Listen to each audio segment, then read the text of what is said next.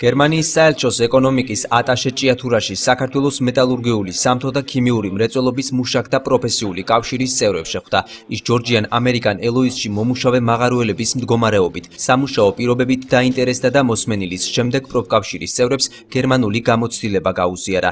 შეხვედრა გერმანიის საელჩოს ეკონომიკის ატაშესა და პროფკავშირის წევრებს შორის საქართველოს მეტალურგიული, სამთო და ქიმიური მრეწველობის მუშაკთა პროფესიული კავშირის ჭიათურის ოფისში გაიმართა.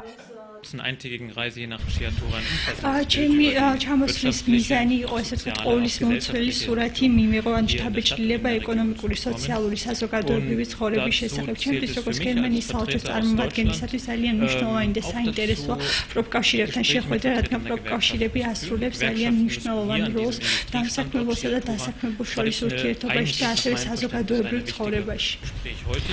დღევანდელი საუბრიდან გამომდინარე და ასევე ზოგადად საქართველოს პროფკავშირებთან დიალოგის შედეგად შემიძლია ვთქვა, რომ ის ცვლილებები, რომლებიც მოხდა ნაშრომის კოდექსში ინდივიდუალური თუ კოლექტიურ ხელშეკრულებებთან დაკავშირებით თუ სხვა ცვლილებებთან დაკავშირებით, ანუ ამის სახეზე ესე ვთქვათ მთლიანად არ ხორციელდება პრაქტიკაში.